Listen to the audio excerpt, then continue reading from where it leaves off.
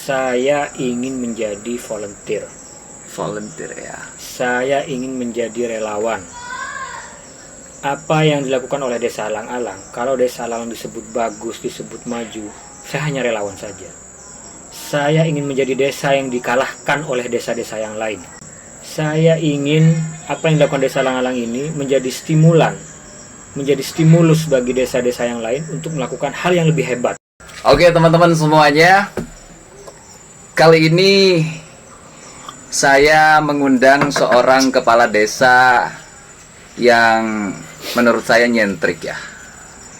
Masih muda, di usia 28 tahun sudah menjadi seorang kepala desa, mantan aktivis juga, seorang santri juga, dan asli orang kampung, orang desa teman-teman. Cuman prestasi dari desa ini luar biasa. Yang saya kutip dari beberapa jumlah sosial media, pernah mendapatkan penghargaan Madura Award 2019 sebagai desa kreatif kedua di Madura, Semadura ini. Dan juga di desa ini keterbukaan informasi, digitalisasi, ini juga sangat diprioritaskan di sana. Bersama Kang Z, sambil sebat rokok kita ngobrol ya. Sebat dulu. Mantan aktivis PMI ya Kang ya. Amin. Oke, luar biasa. Oke, Kang Z, bagaimana cara Anda membangun desa seperti ini? Ini mungkin tidak pernah saya sampaikan ya. Hanya di podcastnya Bedus ini harus saya sampaikan. Ya, podcastnya juga 0%. 0%. Kang Z juga 0% sebetulnya ya. kan. Ini bagi saya podcast yang berbobot ya, harus saya sampaikan. Jadi ada dua visi yang saya bawa, yang saya tanamkan dalam diri saya ketika saya diamanahkan menjadi kepala desa. Di usia 28 tahun. Di usia 28 tahun. Visi pertama adalah saya ingin membuktikan bahwa saya ini adalah anak muda. Satu. Yang kedua, saya ingin membuktikan bahwa di desa ini yang harus diperjuangkan adalah nilai kemanusiaan. Anak muda, nilai kemanusiaan. Saya punya visi atau tagline saya itu di desa namanya Smart Cyber Village. Smart Cyber Village. Ya. Cyber di situ saya sebutkan sebagai humanity. Sebagai kemanusiaan. Ya. Jadi visi saya di desa adalah saya berada di desa diberikan amanah. Visi saya adalah visi kemanusiaan. Visi kemanusiaan. Ya. Kenapa? Karena kita adalah rakyat. Saya rakyat. Kamu rakyat. Orang tua rakyat. Anak muda rakyat. Balita pun itu juga rakyat. Artinya, apa yang saya lakukan di desa itu, saya memposisikan diri sebagai rakyat, bukan sebagai seorang kepala desa. Makanya di sana itu saya punya, di desa itu saya sering saya sering sebut kita adalah prajurit rakyat. Prajurit rakyat. Jadi saya mendoktrin, memberikan pemahaman ke perangkat desa dan tim saya, kita adalah prajurit rakyat. Prajurit rakyat. Dan prajurit itu punya bos, punya raja, dan raja kita adalah rakyat. Raja kita adalah rakyat. Kita harus memahami apa yang dibutuhkan oleh kita sebagai rakyat, dan juga sebagai bos, dan juga sebagai pelayan dari masyarakat. Wah, ini kopinya enak sih ini. Ini luar biasa sekali Kang Z ini. Visi kedua anak next. muda. Saya anak muda ya. Saya masih waktu dilantik itu saya umur 28 tahun dan saya memang melewati proses yang sangat panjang ya. Saya dulu kuliah di IAIN Surabaya hampir 7 tahun. Oh, alumni IAIN. Alumni IAIN 7 tahun. Kemudian kalau santrinya alumni. Saya santri di Nurul Amanah. Nurul Amanah di Basana Tanah Merah Nyelendung, Kiai Haji Jazuli Muhammad Nur.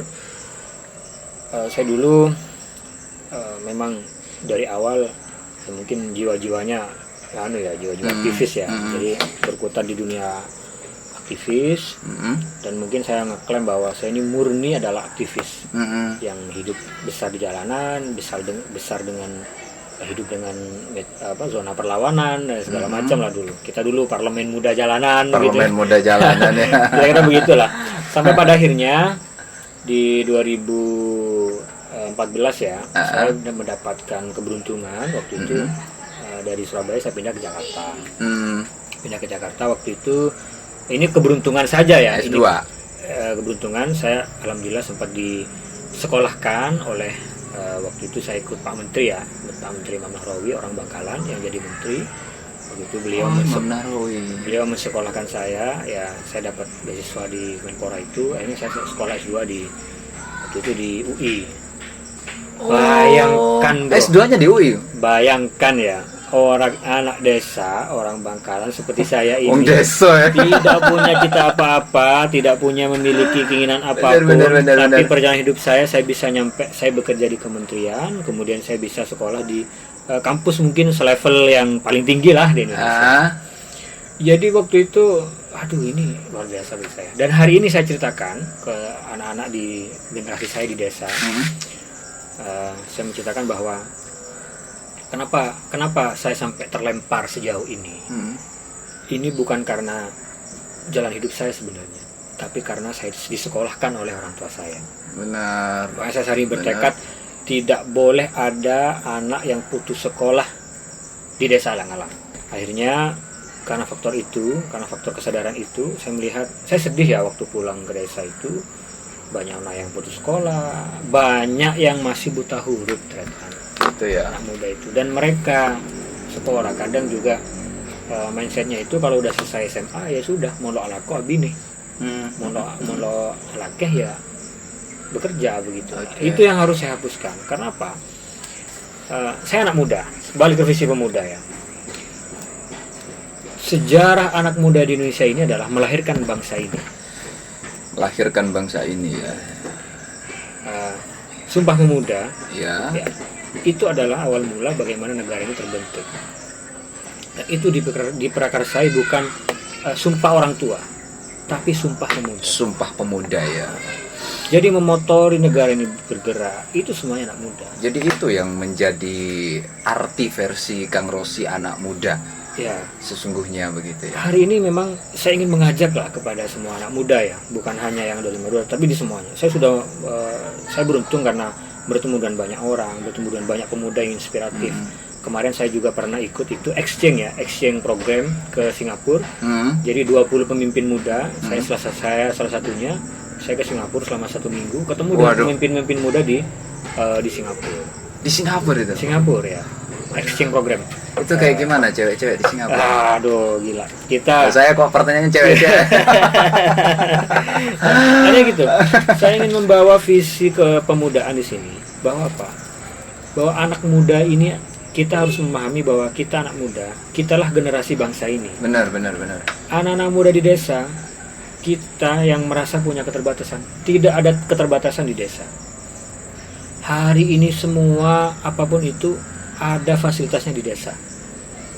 Gila nggak? Desa ini sekarang punya anggaran yang melimpah loh. Punya anggaran yang melimpah. Benar. Punya keterbukaan informasi yang melimpah. Dan hari ini desa itu dituntut untuk melakukan perubahan dan percepatan akselerasi. Semuanya sekarang aplikasi, Pak. Benar. IDM aplikasi, keuangan semuanya sekuritas aplikasi. Jadi Kang Zi menangkap hal itu ya. Yes. Untuk menciptakan satu desa yang keterbukaan informasi, digitalisasi, sehingga semua bisa mengakses ya, tidak hanya masyarakat Alang-Alang aja ya. Yes. Dan ini yang bisa dikerjakan atau sangat dekat dengan anak muda. Yang pemuda.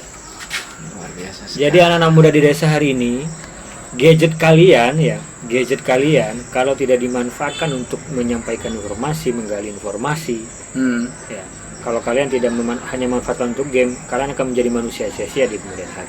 Menjadi manusia yang sia-sia di kemudian hari. Oke. Jadi kalau begitu ini luar biasa sekali Kang Zi.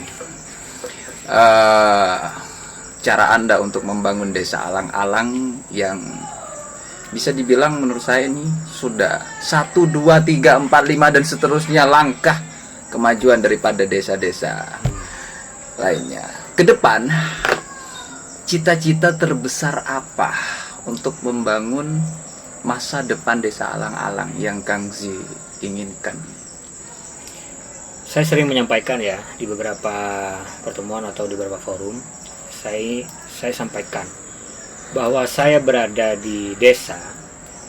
Saya berada di desa ini, saya ingin menjadi volunteer. Volunteer ya. Saya ingin menjadi relawan. Apa yang dilakukan oleh desa Alang-Alang, kalau desa Alang disebut bagus, disebut maju, saya hanya relawan saja. Saya ingin menjadi desa yang dikalahkan oleh desa-desa yang lain. Kok gitu? Saya ingin apa yang dilakukan desa Alang-Alang ini menjadi stimulan, menjadi stimulus bagi desa-desa yang lain untuk melakukan hal yang lebih hebat. Kalau hari ini desa Alang e-government, kalau hari ini desa Alang-Alang saya sudah masuk ke 20% anggaran untuk pendidikan. Saya kasih beasiswa untuk formal dan pesantren. Kalau hari desa Alang-Alang sudah melakukan banyak hal, saya di kemudian hari saya ingin menjadi desa yang dikalahkan oleh desa-desa yang lain. Saya ingin menjadi desa yang kecil ketika desa yang lain sudah semakin hebat. Kenapa seperti itu? Karena ini adalah visi saya. Alasannya? Hari ini bangsa ini akan maju ketika desa itu maju. Objek utama pemerintah, objek utama anggaran pemerintah, objek semua kebijakan itu ada di tingkat desa. Dan di desa itu ada yang namanya manusia, ada yang disebut namanya rakyat yang dilindungi oleh Undang-Undang Dasar. Setiap warga negara itu satu orang rakyat yang ada di desa. Ketika orang satu orang ini sejahtera, menemukan pekerjaan, menemukan haknya, dia mempunyai kepastian fasilitas kenegaraannya, maka bangsa ini akan maju. Dan itu semuanya ada di desa. Ini luar biasa sekali nih Kang Zi. Ini luar biasa sekali sehingga dapat menjelaskan terhadap penasaran saya untuk ingin tahu lebih dalam terkait desa Alang-Alang ini.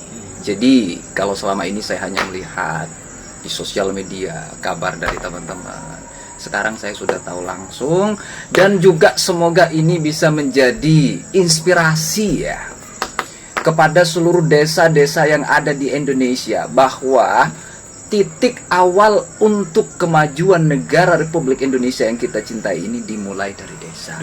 Dan Kang Zi sudah memulai itu. Oke, terima kasih Kang Zi atas waktunya. Jangan jera-jera untuk mampir ke 0% podcast ya. Kopinya enak.